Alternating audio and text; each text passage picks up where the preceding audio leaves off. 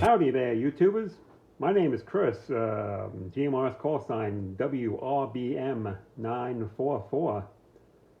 I'm going to be showing you a bunch of videos today on how to get yourself on the air and working with the GMRSLive network. Today we're going to show you how it all starts. Let's see, first thing you're going to need to do is get yourself a set of node numbers. You can do that easily by emailing support@gmrslive.com. Send them a simple email. New node number request. Hi, can I have a set of node numbers? I would like to join your network. Thank you. Send them your name, your location, your call sign, and I think that's about it. Oh, a phone number would probably help. And the guys will get back to you rather shortly with a set of node numbers and some basic information on where to download and how to install it. Once you receive those, I hope you already went out and got yourself the basics. We're going to deal with the Raspberry Pi computer side of it today. We'll get into the radio side in the next video. But things you're going to need are a decent SD card. I'm running a 32 gig, bigger than what we need. I think the image is 6 gig or 4 gig or something like that. So we'll have some extra space on there. But either way, it works. This is a box. Yeah, I can tell that. This is a Pi box. If I had it open, you see that it's got some heat sinks in there to attach to your Raspberry Pi 3 Model B Plus we're going to build with today. So the other part, of course, you're going to need is a power supply. Get a decent power supply. Get one from Canakit. As long as they specify they will run a Raspberry Pi 3, we are up and running. Do not use a cell phone charger. It might look like it works, but it will not supply enough power to keep your node operating. You'll get some hiccups throughout the day. And let's see, back to the memory card. Got the SD card. I have the adapter. I'm not going to be using that type of adapter because I have a USB adapter to SD card reader. A case for your Pi, a Pi itself, and of course a power supply. So once we get that email going, you'll have your information. Follow the instructions. Instructions are real simple. You're going to want to go to get the software. So you can get that by visiting status.gmrslive.com and go to the download section. There's a couple of things you're going to want to download. Of course, the image, the most important. Latest and greatest version is 1.1.1. I don't need the port scanner. PuTTY for later use. Download that, put that off to the side, and remember where you left it. Same thing with WinSCP. You'll need that later if you want to get into the more advanced usage of your node. And a definite must you have to get now, in addition to your image, is Win32 Disk Imager. So download the image, download your Win32 Disk Imager. Once you got that done, we can move on to doing the image. Typical Windows PC. We already got disk images started. We'll double click on that. Yeah. Disk images. Just click yes. It's being, well, typical Windows always wants to ask for permission. We'll click yes.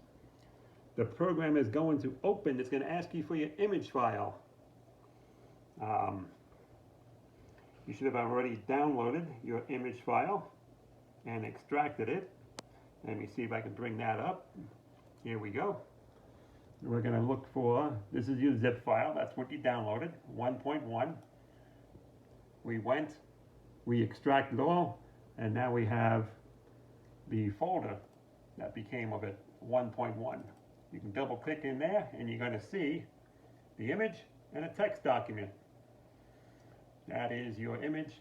Those are your instructions. We can click on that and they do a pretty good job at giving you directions on how to burn, where to burn. But here's a video. We're going to show you how to burn an image. So back to the Win32 disk installer. We are going to look for the image file, and it is somewhere. Where did I leave it? Over there. And I think it was GMRSLive. There you go, I found it. There's the folder, and there's the image. Image. We'll double click on that. Okay. Oh, I forgot to mention another good part. Put your SD card in your reader. In this case, like I said, I'm going to be using a USB to SD card reader. Let me put that in there. There you go. Okay. The drive just got recognized. It's going to be drive F as soon as it comes. Okay, you put in a blank SD card. Sometimes Windows will come up and say, hey, you need a format. No, we don't need the format. We're going to wipe that drive anyway, so it don't really matter. Okay. Oh boy, here we go. Yeah, ignore those little messages coming up. It's just Windows being picky there. We're going to choose drive. We're going to choose drive F, and then click on write. Right? Another warning will come up. Hey, writing to a physical device can corrupt the device. Target F, which is your SD card. You want to continue? Yes. So we are going to write, and in my case I got a lot of flashy lights that show me that it's writing, as well as the status bar on Windows. So this will take about a minute, maybe 2 minutes. We'll find out. Let me pause the camera and be right back. Okay, we're almost done, 94%. While I sat here waiting, I unboxed all the goodies. I'll give you a quick review on them here. I'll have links to all the products in the comment section of the video.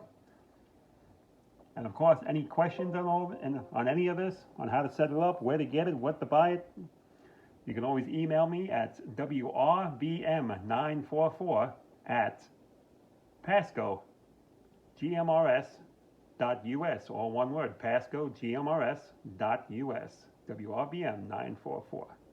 Here's a 32 gig card. Yes, it's a lot bigger than what I need, but the price is really good. So I paid $7.50 for this. Comes with the adapter, 32 gig. It's one of the better classes. I think class 10, it said. Had a real good review. Google it. It'll come up in the top 5 list of SD cards. So that's why we went with this. And at the Amazon prices of $7 and change, you buy 3 or 4 of them at a shot. It's worth it. Next item, one of my favorite parts, is the case. Everybody needs a case. Got to have a pie in a box. So this is a metal case. It's got a nice color to it. It's solid. Plenty of air circulation in there. Speaking of air, it also includes the heat sinks. The heat sinks that you will need to put on the Pi before we power it up. Comes with everything you need. Small screwdriver, whole bunch of small screws, don't lose them. 10 holes, 10 screws, no extras.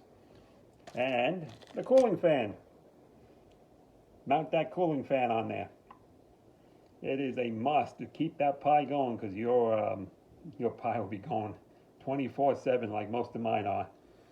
And it will get up there in temperature. I have a big fan blowing on mine, and I'm managing 80, 82 degrees sometimes, but it does vary. I have a couple of Pis that run at 100, 105. This in green light, cooler but better. Keep your Pi lasting longer. Don't want to burn it up. And here we are, Raspberry Pi 3 B+. The absolute minimum I would ever use for a ham, live, all-star, ham VoIP, whatever you want to call it, installation. Real nifty machines. And if you ever get out of using this type of software, you can always reflash your card, put it back in your Pi, and put Linux on there, put Ubuntu on there, or make it into a video game machine. Lots of good stuff you can do with it. And last item was the power supply. My favorite company. They're real quick. I get them on Amazon with the Prime account. They're here the next day. I couldn't believe it. That comes the next day. That takes 2 days to come, and this is also another item that comes the very next day. So I'm pretty surprised on the shipping there. Yeah, there's the model number and the information. Google it. Take a look at the reviews. I'm happy with them. I have 6 nodes running currently, and 5 of them are in these type of cases. Temperatures seem pretty good, and I'm happy with it. Hey, look at that. Write successful. Nothing blew up. We will click OK, and we will exit. And then we're not going to pop it in. We're not going to power up the Pi. That will be in the next video. We'll take the SD card out momentarily, and we're going to go do some heat sinks. So we'll catch you in the next video. Thanks for watching. WRBM944